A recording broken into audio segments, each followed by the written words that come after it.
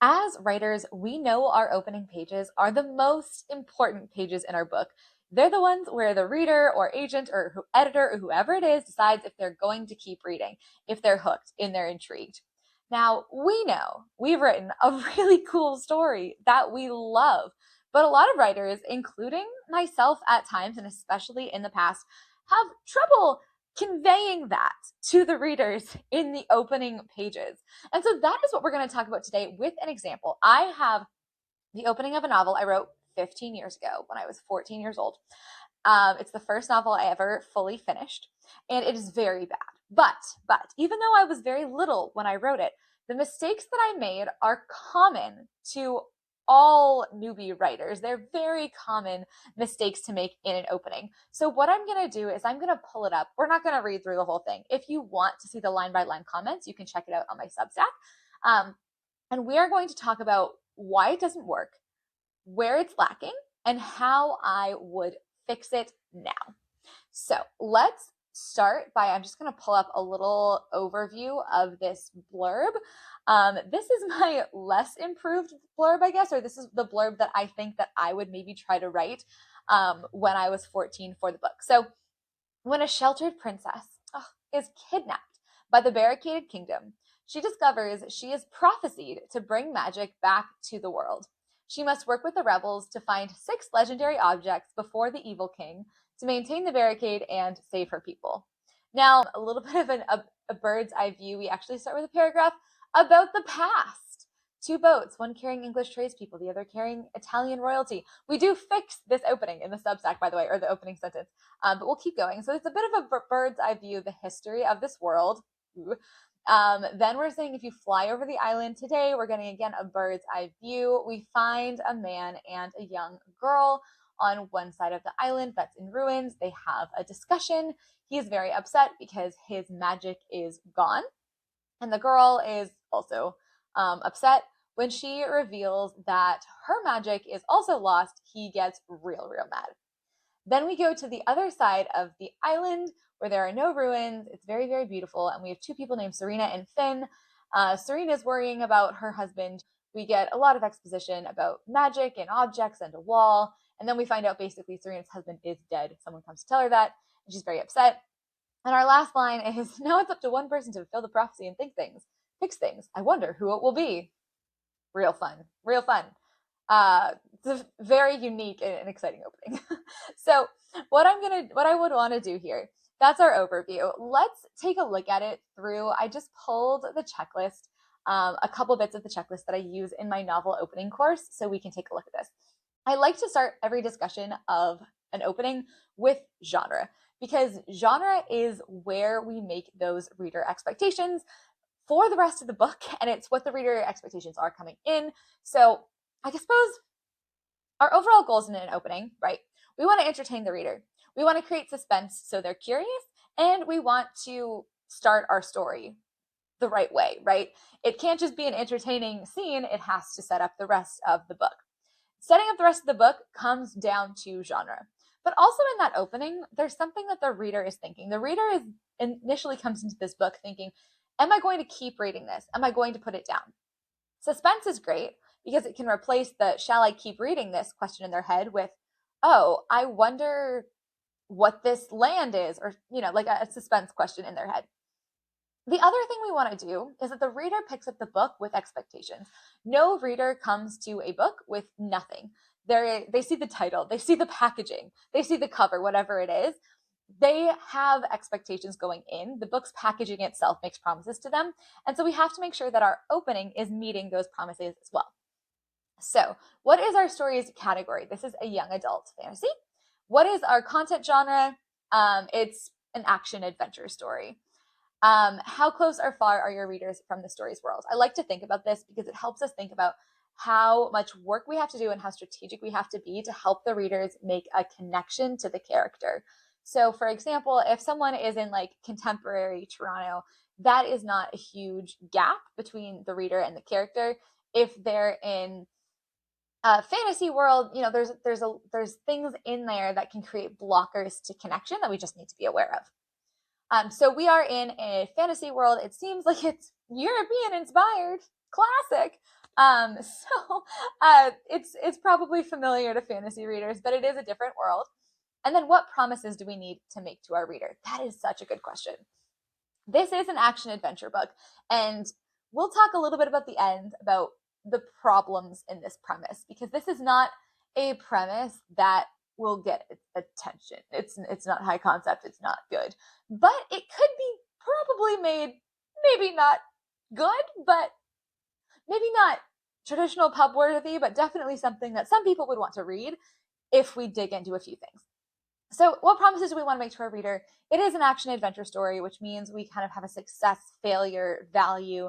I want to promise to them that there's magic to come. I know I wanted to put magic in this prologue initially because it starts with the world is without magic, and we're trying to bring magic back to the world. I don't know if anybody saw Now You See Me. That's a great quote from that. Fun fact. We're trying to bring magic back to the world, so I wanted to say, hey, magic is coming, which is fair. And then yeah, we want to promise one big thing to look in here. What promises do you need to make to your reader? What promises are you making? We start this book with adults. So it starts with the overview of the history. I mean, you don't need me to tell you, don't start with backstory of the world. No. Then we get into the guy and his daughter, and then these other people, they're magicians. They're all adults. So one of the things we need to think about with our opening, if we look at it from this genre lens, is, are we fulfilling those promises? Are we adhering to them in our opening? So category YA, that's immediately a problem. Starting an adult book with a kid, or a kid book with an adult, has inherent difficulties. You will find exceptions to this everywhere, constantly. I can think of like 4 off the top of my head. But it is a risk area. It's not a rule. It's not a rule that's broken, but it's a risk area. If I am a young adult picking up this book and suddenly I'm in the head of this like 50-year-old man, I'm like, is this book for me? Is this what I was promised? You know what I mean? In terms of content, I think we're fine. I mean, prologues are common in fantasy. Obviously, the book has, magic, prophecy. All of these are common fantasy tropes. They're not great, like they're not fresh for the market, but they're in line with the conventions of the genre. That's fine. And then connection is a difficult one, and it comes back to that category. We're starting with 2 different people.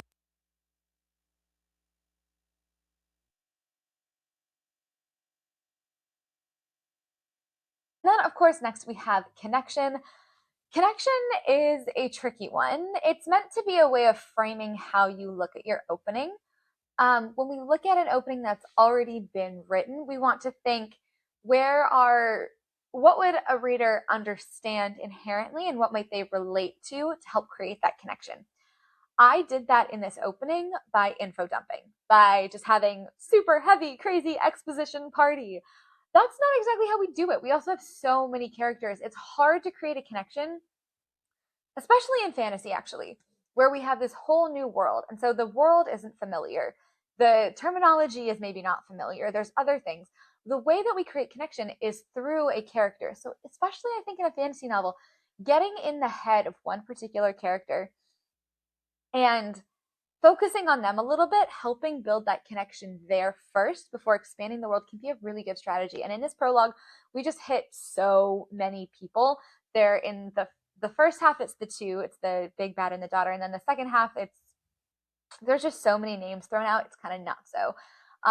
We'll talk about this a little bit more later too, but connection doesn't mean big emotion. That's one of the issues with the second half, where Serena's husband is dead and she's snowing and crying on the ground. It's the kind of thing where, since we haven't built connection yet, seeing a character have that kind of emotion is kind of like seeing a toddler like having a tantrum at the park, and you're not the parent, and you're like, oh, like, feel bad for you, but like, have a nice day. Like, I'm gonna continue walking my dog. It's that's the kind of connection that you have with Serena in the story as it is right now. Whereas, say you'd spent an entire book with her and learning about her relationship with William and seeing these people interact together, you would be upset. You would be like, no, my heart is breaking, right? So we don't have that now.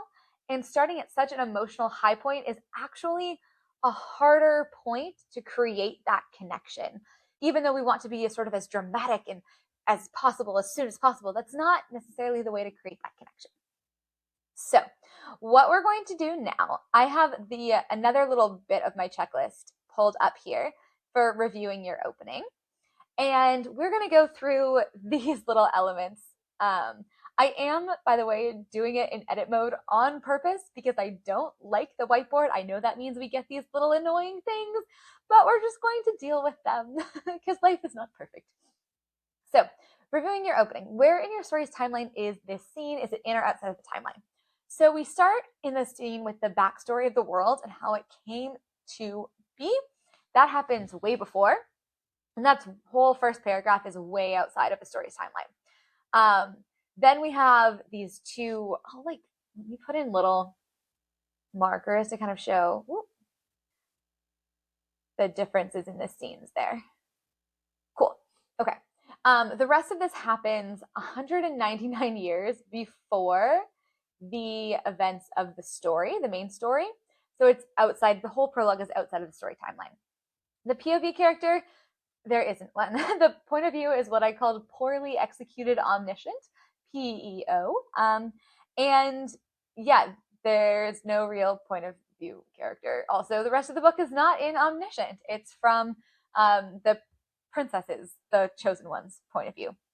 So that's okay.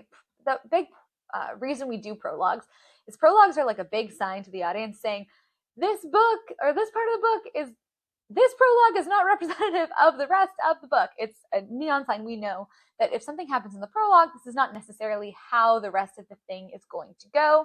So it's okay to have it outside of timeline. It's okay to have a different POV character, even if it's not a prologue, even if it's just an opening.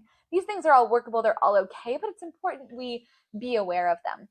Because anytime we're changing timelines or we're changing POVs, we are almost starting from zero again. Because I can get in, I can get momentum with the character, we're rolling, I'm invested, not in this opening, but in a good opening, we're good to go, we're good to go, we're good to go, and then we stop, and then we go into someone else's head, and suddenly we're in a whole different storyline and a whole different point of view, and we have to get reinvested. And so we keep starting. Did anybody read Cloud Atlas, which was a very good book, but also the most annoying book you've ever read? Because you're in the story, you're there, and then suddenly it's done. And then you're reading the next story. And then when you came back to them at the end, they weren't as good. I lost my investment. Anyways. So next question, where does the scene take place? Is the setting in line with your book's promises? The scene does take place in this like magical world with the magical brick wall barrier thing. I suppose it's in line with the book's promises. It's supposed to happen on this island. Sure, that's fine. And is the central action of this scene in line with the book's promises? Oh, what a great question. So, what is the central action of this scene? Well, we have kind of two. We have over here, we have a discussion of reaction to something that has happened, and we have people getting mad. And then over here, we have someone who sacrificed himself to create the barrier, basically to save this kingdom. As much of the kingdom as they can. Not the whole island, but they're saving the portion of the island that they can like barricade off. Is that in line with the book's promises? I suppose so. It is an action-adventure line, so it is success-failure. It's not really a mirror moment, though. And there is some DV in this, and that is also not in line with the book's promises. There's not that kind of violence in the rest of the book. Not that it's graphic or anything. So I'm unsure of this. So let's talk about the problems with this book, or with this prologue. So problem number one, obviously, is exposition. Problem number two is poorly executed omniscient. These are your like craft problems, right? I'd say these are, the writing on a line level also needs work, but we'll put that to the side. The next one is that there's no main character. There's so many characters and there's no main characters. And yes, people do omniscient all the time and they do it really well. And you people are drawn in and it can work. It's just really hard because Good description is from the character's point of view. It's every bit of narration or description in a good book is tinged, colored by the main character and their thoughts, their opinions, their background, their experiences. So when you're in omniscient, it is so hard to do that. Which is why people suggest beginning writers don't, because it's almost an excuse to try to be neutral and to say, oh, I don't have to color this with the main character's experience at all. And that just kind of leads to, instead of it being easier, just like bad prose. So yeah, there's no main character in this. We're jumping around a lot, and we don't have a chance to connect with anybody. Now, let's continue. There's bigger problems here. Those first three we could solve. The other two here, suspense engine and hook, are story problems. So why people don't like prologues a lot of the time, I think, is that we think we need prologues to help readers understand our story. Whereas most of the time, the things that we're trying to use the prologue to set up probably shouldn't be set up, right? So instead of creating curiosity or creating suspense, this prologue is killing the suspense. Imagine we didn't have this prologue at all, and we started with our princess. Her name's Victoria. She's Princess Victoria. How original. And she is uncovering the nature of this prophecy and the history of her world bit by bit. And there's maybe some disturbing events happening. There's some things that are kind of shaking her to her core. There's some clues she's finding, and we're wondering, whoa, who are these people? What happened? Blah, blah, blah. What is this? And then maybe even the prophecy is a surprise to her. It could even be a surprise to the reader. I don't know, maybe not.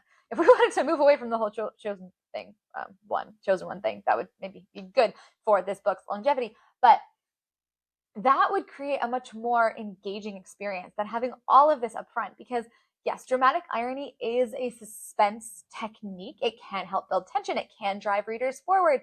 But typically, dramatic irony works best when it's something that's to happen, right? Something that's going to happen in the future. So if we're wondering, we're thinking, oh no, there's like a sense of dread, or how will they get out of this?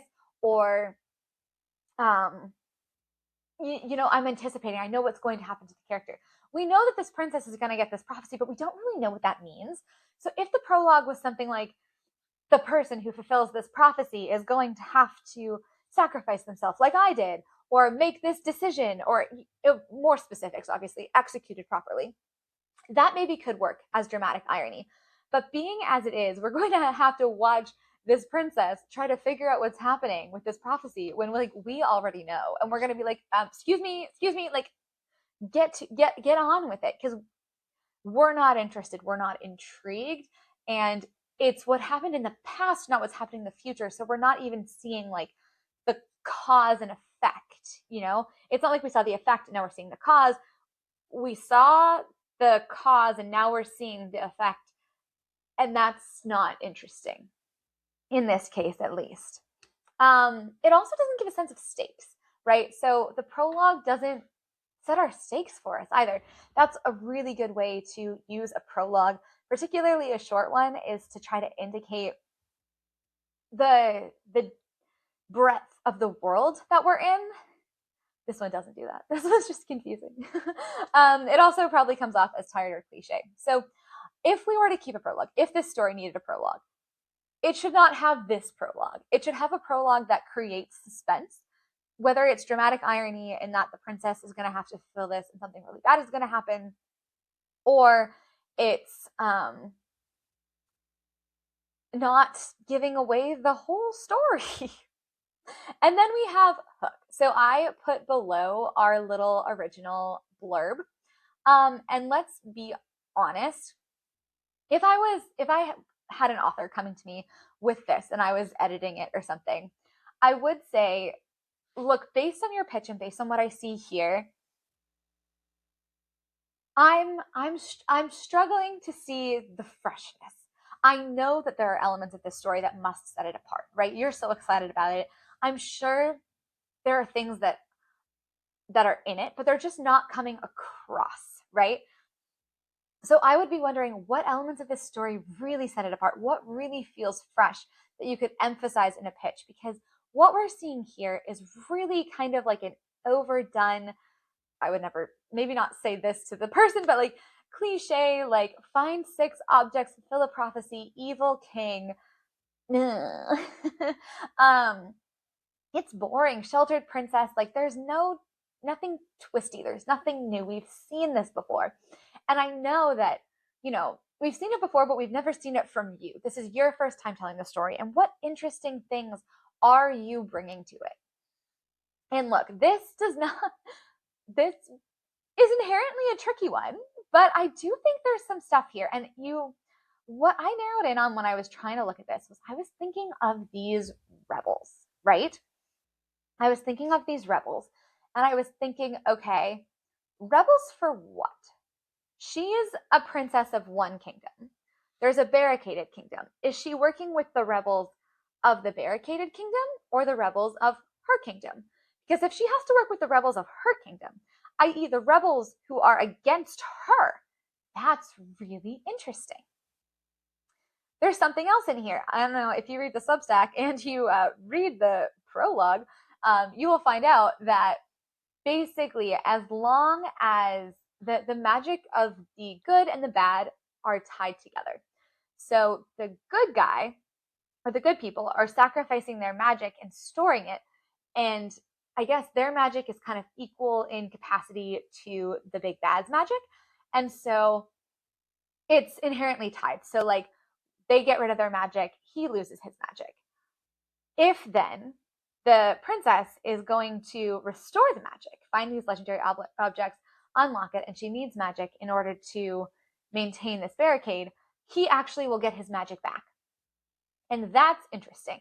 That's interesting because you can see different arguments there. So we're saying, okay, this barricade that's been saving us the whole time is going to fail. This is what's actually happening if we don't get this magic back and reinforce it and like fix it.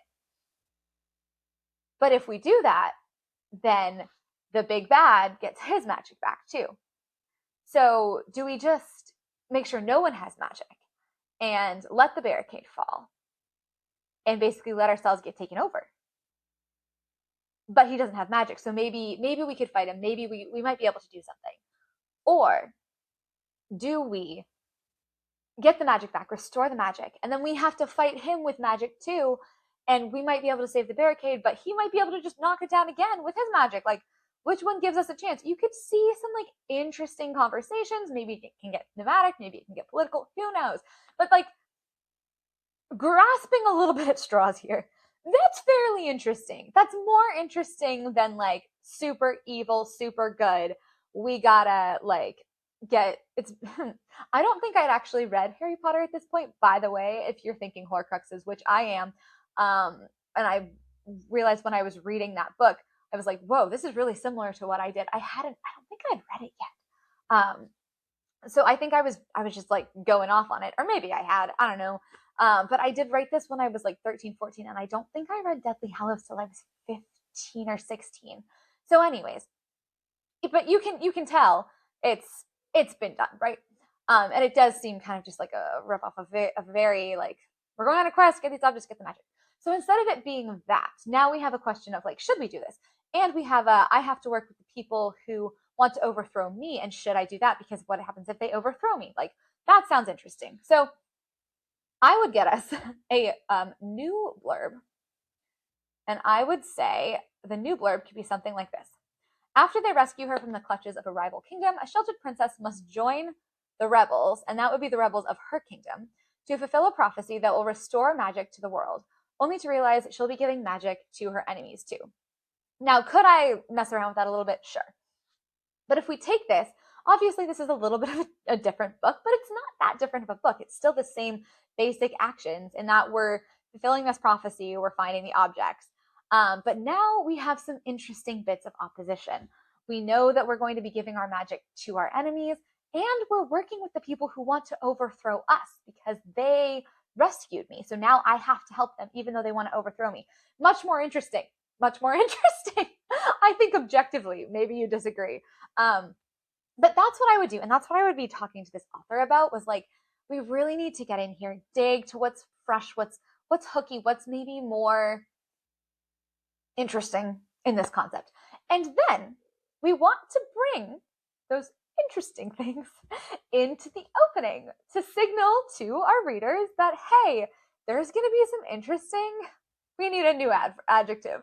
There's going to be some dilemmas in here, and they're really going to hook you, and they're going to be hard questions, and they're going to make you think. And this is going to be a really good book, right? That's what we're trying to promise our readers. It's going to be a really good book, I promise.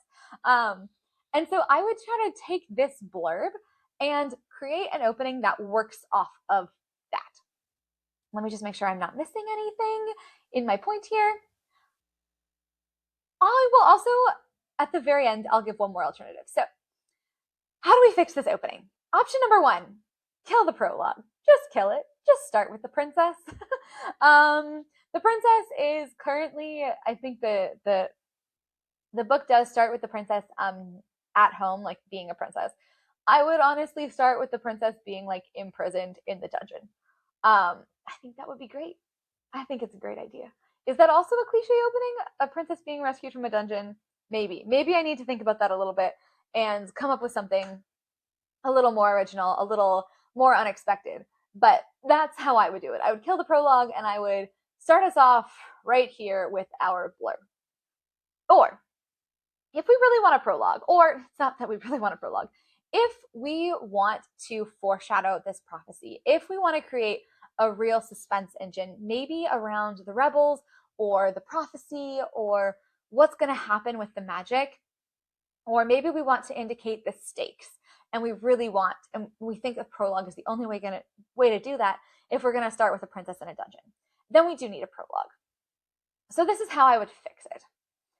So obviously, here's the structure of our prologue right now. So we have a couple of options. The first thing we do, I'm so excited to do this, is we get rid of the backstory. Absolutely not necessary. Not only is it unnecessary for the opening, that information is completely unnecessary for like the entire book. Then we have a couple of options. It depends on how we want to play this. We could maybe, I'm unsure about this, but we could maybe start with like Serena and William, or William and Finn, maybe, talking about the sacrifice and what he's going to do. So I'm going to put this in here tentatively. I am uncertain whether it would be there or not, but you'll see why I'm thinking that for a moment. So we could start with William and Finn. William about to go sacrifice himself. Maybe. It depends on how the story ends up being built out, if this ends up fitting the story or not. But then the main part of the prologue, the part that I would definitely have, is the big bad and the daughter. But I would put big bad and daughter from the daughter's POV. And I would, let me grab, I have it written down over here. And I'll just explain this to you. What we'll do, we're dragging. Aren't whiteboards so much fun? Okay, so we've killed the backstory. Then we have the daughters, we have it in the daughter's POV. The daughter comes into the scene knowing that her magic is gone, and that's bad. And she's scared to tell her dad that the magic is gone. But she thinks, her expectation is that my magic is gone, but his is not. His can't be, because he is the big bad. He is more powerful than me. He still has his magic. I've just gone and I'm like weak and dumb because I lost mine. And her goal going into this conversation with her dad is that her magic is gone. Is to hide that. She wants to hide that her magic is gone from her dad, from the big bad. They have a conversation. Throughout the whole thing, she's trying to hide that her magic is gone. I don't know what they're talking about. Maybe it's the war. Maybe it's something interesting, not heavy exposition, nice and short. Then the dad reveals his magic. His magic is gone. He's lost it. It's been taken from him as well. That's a surprise, because that contradicts her expectation that his magic can't be gone because he's the big bad. But Dad's magic is gone. Then she gets a new expectation. If his magic is gone, he won't be mad that mine is. Because if he couldn't save himself, how could I? How could I be expected to? So then she tells him. She, bucks her first goal. She tells him her magic is gone. And the result is that the big bad is super furious. This is the final blow. He loses it. Maybe something happens. Maybe he blows something up. Maybe something of consequence. Who knows? But he blows his mind. Now, why does this work? This would work as a scene because she has a goal. We have a POV character with an active goal. We're filtering everything through her mind. I also like the idea that instead of being in the villain's head, we're in the villain's daughter's head. And I don't know, maybe the villain's daughter is the leader of the rebellion? No, she would be stuck in the barricaded kingdom, but like maybe she manages to maybe she has something to do with the rebels. Maybe this ties in. Maybe that's why we're focusing on her, because she has something to do with the rebels, or she's done something that would affect the prophecy. Who knows? She would hopefully be more important than she is in the book, as it is when I scanned it a couple weeks ago, which is she's not important at all. She's just there, but she would have to have importance for this prologue to work, and I think she could. I think that's interesting, to be villain's daughter. And villain's daughter, maybe she gets kicked out. Maybe that's the big thing. He's absolutely furious. He's like, you go live with those terrible people. Get across the wall before the barricade. I don't want to see you anymore. And then maybe she forms the base of the rebel group in, it's called Piccola Bellezza, which is literally Italian for beautiful kingdom. Or little beauty. Anyways, absolutely gorgeous fantasy world building right here. So that's what I would do. We have her have a goal. We have her have an expectation. She initially doesn't expect the dad will be mad, but then and if he was just mad, and that was what happened in the scene, that wouldn't work. But if we then change her expectation, oh, his magic is gone, so he's not going to be mad. And then he's even more furious than she initially thought in her original expectation. If he casts her across the border and makes her go to little beauty Piccola Bellezza before the barricade is cast, that changes things, right? That is way more than she ever would have expected. The reason I thought we could perhaps have a scene with William and Finn first, I don't love that. But if, say, William and Finn like talk about their plan and they establish their plan, then in here, this could show that they've done something that will wreck the plan. I don't love that, though. You can tell in my voice, I'm like, I think it would be better if we just focused on the daughter of the villain. Super interesting. Or more interesting stuff, more interesting perspective. And maybe he knows about the prophecy or something. And maybe we can also try to put in some dramatic irony of like, the person who undoes this, something bad's going to happen, right? So we have a little bit of dread when we go meet our princess. That's how I would handle this. There is another thing, though. So I've talked about bringing out the blurb and like trying to find what's fresh and interesting in it. And I've talked about getting rid of the prologue. I would encourage you, when you're looking at your opening, to think to yourself, why does this feel like the right place to start? And if I was to say that for this book, I wanted to start with the big bad and the daughter, and then Serena and Finn and Arlen and William, because I loved Serena and Finn and Arlen and William. I have a whole backstory for them, a whole plan, adventure, like thing that they've gone through, that they're inspired by the Academy of the Lynx, which was this scientific society that existed in Italy in around the time of Enlightenment, around the Renaissance. They were so cool. And so that's what they're inspired by. 14-year-old me was such a nerd. And I loved them. So I love their duo. And I think part of the reason I put this prophecy in was I wanted people to know this really cool backstory of this like octet of magicians that was inspired by the Academy of the Lynx. Like, even now I'm like, oh, that's kind of a cool idea. It's like science it's like the fantasy equivalent, like the magic equivalent of the Academy of the Links. That's kind of cool. So I would really stop and think and say, hey, is this the book that should be written here? Like, is this the book you want to tell? Like, if you have a prologue that's focused on something in the past that you absolutely love, that you think is so cool, that's inspired by something real, that has a cool twist to it, that might be a little bit different. I mean, it's not that different considering one of them betrays the others and leaves the group or whatever, but that at least there's something in it. And like the relationships between these characters, I could visualize very well, and like it's very dark academia, and I have so many thoughts on them. Should that be the book that I'm writing? Should I just write that book instead of this one? Now I've already written this book, or I would probably be like, no, I already wrote it. I don't want to write a whole nother book. Sometimes you just have to. And I would really encourage little baby me to investigate that story and to think, why aren't we just telling that story? I know I was interested in this one as well. I thought that this one was good, but you could almost meld them together and take the prophecy out of it, take the chosen one out of it. In this book that does exist, they go on this crazy adventure through the mountains. There's horseback riding. They're being chased. Like, all of that could work within the setting of the Academy of the Links and have it be like magical scientific discoveries or something instead of like some big bad going on. And that might actually be a more fun thing to write, more fresh, more compelling. There might be more there for me to mine if I just kind of melded those stories together. So that would kind of be the last thing I'd say to this author is,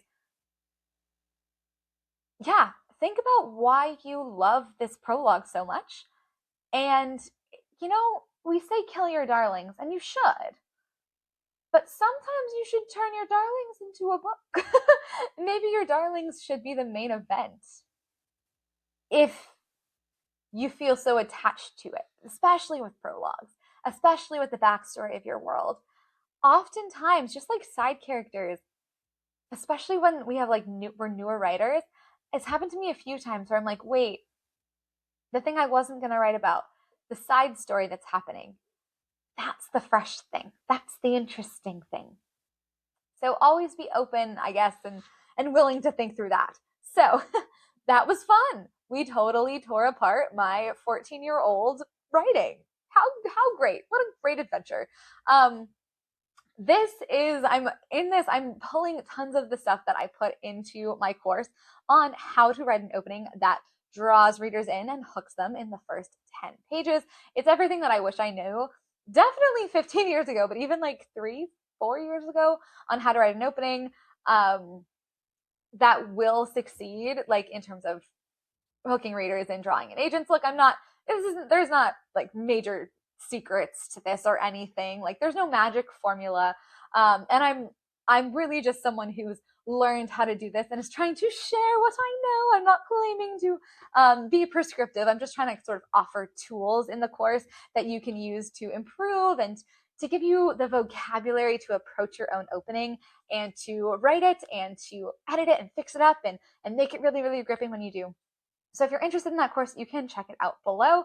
Otherwise, thank you so much for watching, and I will see you next time.